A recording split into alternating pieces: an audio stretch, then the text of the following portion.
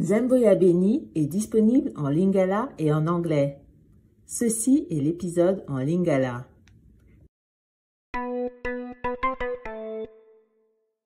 Mbote baninga, boyebite e lokonine e wuti kokomela ngai. Journaliste ya solo alingi ko interviewe ngai pwa na betela ye li solo ya vi na ngai. Ok, na koyebisa ye vi na ngai nyonso te. Alingi na yebisa ye likombo nini e komelaki ngai na sanza oyo e wuti koleka. Boyebi, na concours ya chant Zarnacom. Oh, c'est vrai, boyebi nanu te. Na yebite na bandela wapi. Ezali histoire ya moulai. Peut-être il faut na bandela po na se présenter. Ok, to bandela lisusu.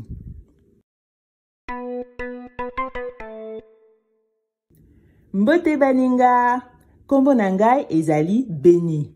Nazali na mbula zomi na mine e na fandaka na ville oyo eleki kitoko na baville nyonso na mokili mobimba. Kinshasa.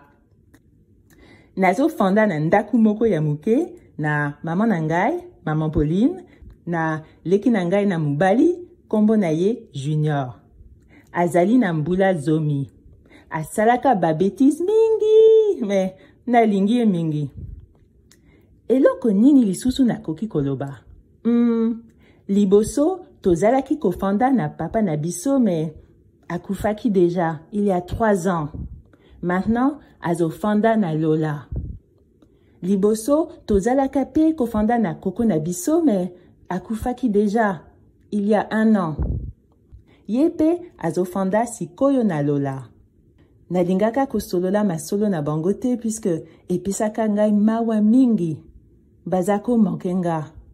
Sikoyo boyebi tina nini tozali kaka ngai na maman na Junior na ndaku. Junior alingi azala pilote ya avion tango akozala mukolo. Alingi ba avion mingi makasi. Alingi kolekisa tango na ye nyonso na likolo. Azoloba boye, akoki kozala pembeni na papa na biso, et puis à sentir présence na ye. Ngai, nalingi pe likolo me po na likombo mususu. Nalingaka kotala ba étoile na pokwa. Tango na kokoma mukolo, na kozala chanteuse. Nalingaka koyemba mingi, na yembaka tout le temps. Bisika nyonso, na kikoso, na chambre nanga, na classe, na nzela, bisika nyonso, na tikaka koyemba te. Koko na ngai, apesaka nga kombo étoile na ye, oyo ebriaka. Mais maman na nga alingi te nazala chanteuse. Alingi nakoma infirmière. Parce que ezali musala moko ya kitoko, babanda kofuta ngai malamu. Maman alobi chanteuse ezali métier ya solo te. Ezalaka po na batu oyo barevaka. Et bandoto ezali makambo ya solo te. Beni, il faut otika ko rêver tout le temps. Il faut obanda ko kanisa sikasikoy na venir na yo. Ozoyo kanga. Na yoki maman. Maman asalaka ba souci pour un avenir. Azalaka couturière mais aganyaka mbongo mingi te. Et depuis que papa na biso akufa, et comme a passé pour na maman à fouta ba frais scolaire na biso, à fouta ndaku, et puis à s'occuper na biso. Yango wana, na yebisaki na maman te, que na mi komisi na concours ya chant Zarnacom. Na yebaki déjà ke akoboya.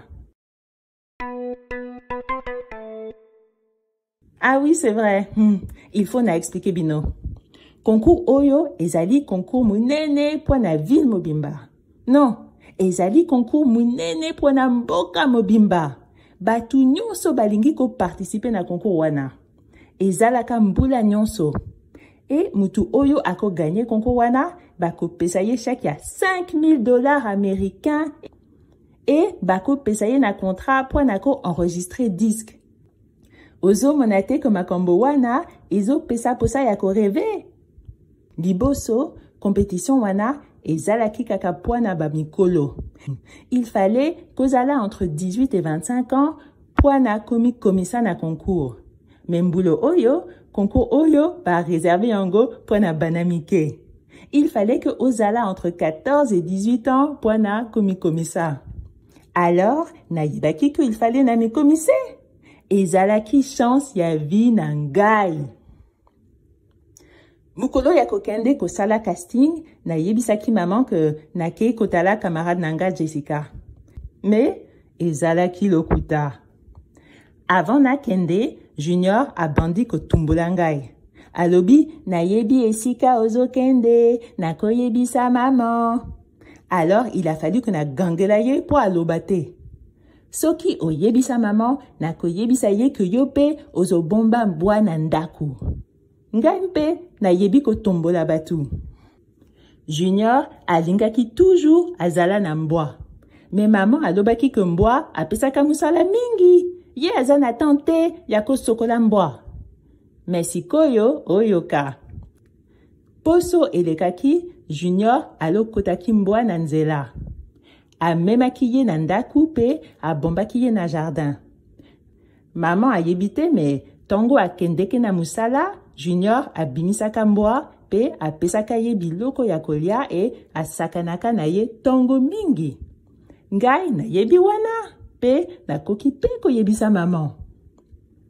Alors to yokani. Ngai nakoloba eloko te po na mbwa, ye pe akoloba eloko te po na concours ya chant. Ezalaki likambo ya kozwa ba risque po abana bakoki kokosa baboti babango te na temps ya mulai te. Alors, est-ce que eko tombola po na biso?